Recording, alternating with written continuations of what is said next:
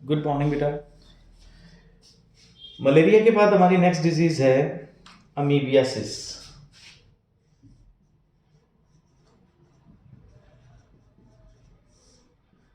Amoebiasis amoebiasis का pathogen कौन है? एक प्रोटोजोआ पैरासाइट है।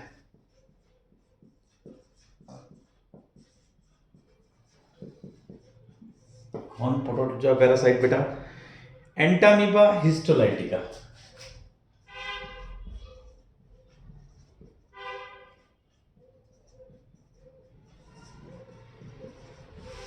ये डाइजेस्टिव सिस्टम में अटैक करता है और ब्लीडिंग कॉज करता है, मतलब टॉयलेट के साथ ब्लड आएगा। इसको अमीबिक डिजेंट्री भी बोलते हैं।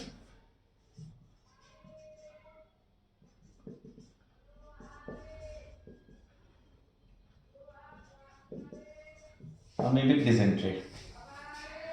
इस डिजीज में क्या होगा? इस डिजीज में कॉन्स्टिपेशन। इसके सिम्टम्स अगर आप देखें तो कॉन्स्टिपेशन है, एब्डोमिनल पेन है, क्रैम्प्स है, स्टूल्स विद ब्लड,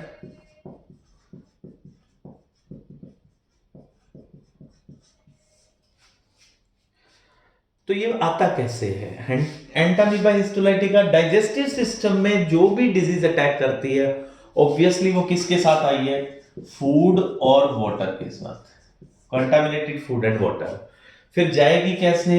स्टूल्स के साथ। स्टूल से आगे फिर कैरी कौन करेगा? हाउस फ्लाइज, मक्खियां कैरी करेगी बेटा इसको, क्योंकि वो सीवेज पे भी बैठती है, फिर आके फूड आइटम्स पे भी बैठती हैं, तो वो इस पैथोजन को कैरी करती हैं। कहां से? स्टूल से फूड तक। इसके बाद नेक्स्ट डिजीज है आपकी बुक में बेटा एस्कैरियासिस। एस्कैरियासिस डिजीज उन बच्चों को होती है जो मिट्टी खाते हैं। अब तो नहीं खाते बच्चे, पहले खाते थे। एस्कैरियासिस।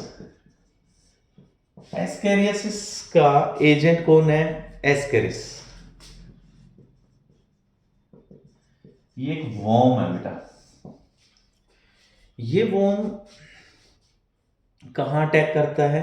स्मॉल इंटेस्टाइन में। और ये सेक्सुअल रिप्रोडक्शन करता है। इसमें मेल और फीमेल दोनों होते हैं। फीमेल बड़ी होती है, मेल छोटा रहता है। ये जब अटैक करता है, सेक्सुअल रिप्रोडक्शन करेगा, इसके जो स्पोर्स होंगे, स्मॉल इंटेस्टाइन से जो स्पोर्स हैं वो आगे स्टूल के साथ पास करेंगे और वो स्पोर्स न्यू पर्सन तक एंटर कर जाएंगे। जैसे वो न्यू पर्सन में जाएंगे, वहां फिर से जो इसके स्पोर्स एग्स गए हैं वो फिर आगे नेक्स्ट के अंदर अटैक करेंगे, नेक्स्ट पर्सन के अंदर। और कैसे आएंगे? कंटामिनेटेड, क्योंकि ये भी डाइजेस्टिव सिस्टम है। कंटामिनेटेड सॉइल से, कंटामिनेटेड वाटर से, या फिर कंटामिनेटेड प्लांट से एंटर करेगा।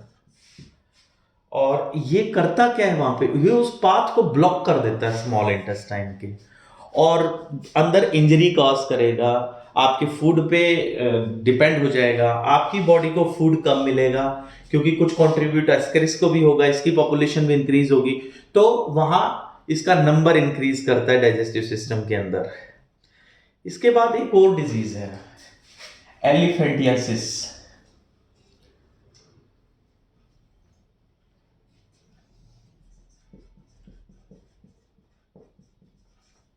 एलिफेंटियासिस, इस डिजीज में लोअर लिम्ब के अंदर इन्फ्लामेशन आती है, पैर सूज जाते हैं। आपकी बुक में पेज नंबर 149 पे एक पिक्चर दिखा रखी है बेटा, जिसमें आपको एलिफेंटियासिस या फिलेरियासिस का डायग्राम इमेज दी हुई है बेटा। फिलेरियासिस, तो ये कैसे आता है? इसका इसका एजेंट कौन है? इसका एजेंट है विकेरिया बेनक्रॉफ्टी।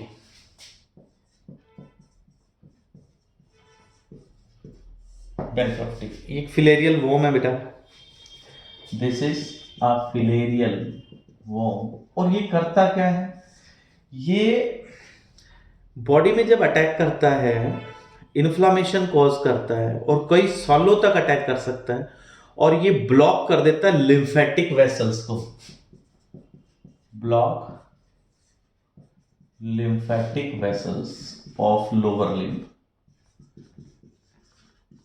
लोअर लिम्ब मतलब पैरों की साइड से जो लिम्फ वापिस आ रहा था उसको इसने ब्लॉक कर दिया, तो वो वहां पे इन्फ्लामेशन कॉज होगी, पैर बड़े हो जाएंगे, तो इसलिए इस डिजीज का नाम है एलिफेंटियासिस। इसके बाद एक छोटा सा टॉपिक है, अच्छा ये पैथोजन आता कैसे है, ये मॉस्किटो वेक्टर के साथ आता है बेटा। वेक्टर का मतलब जो ट्रांसमिट करने वाले हैं, तो मॉस्किटो से आएगा। इसके बाद फंगल अटैक, फंगस डिजीजेस जो होती हैं वो कहाँ अटैक करती है, मोस्टली स्किन पे। हमने +1 में किंगडम में पढ़ा था बेटे। सो इसमें जो डिजीज आएंगी वो किससे आती है, माइक्रोस्पोरम से, मोस्टली फंगस। तो ये डिजीजेस कैसी हैं, इनमें जैसे एग्जांपल है रिंग वॉर्म्स, मोस्ट कॉमन जो आप डिजीज सुनते हैं, रिंग वॉर्म्स। रिंग वॉर्म में क्या सिम्टम्स आते हैं, इसमें ड्राई स्केली लेजन्स आ जाते हैं बॉडी के ऊपर, ड्राई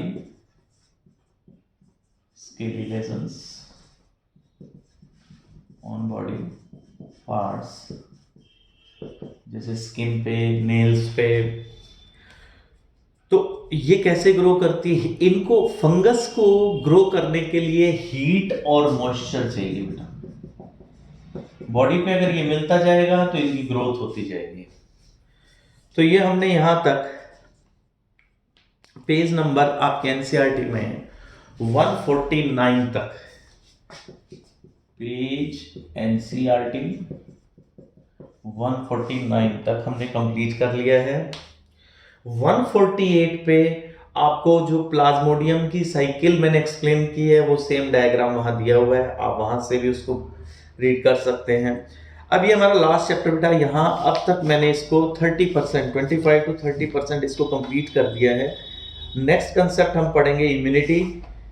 इम्यूनिटी के बाद इसमें एड्स और कैंसर और ड्रग्स हैं, ठीक है।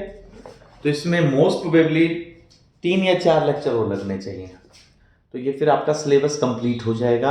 आपने अंडरलाइन करते रहना है, लर्न करते जाना है, जैसे ही कंप्लीट होगा उसके बाद रिवीजन शुरू होगी बेटा, टेस्ट होंगे आपके, ठीक है बेटा। Thank you, have a nice day.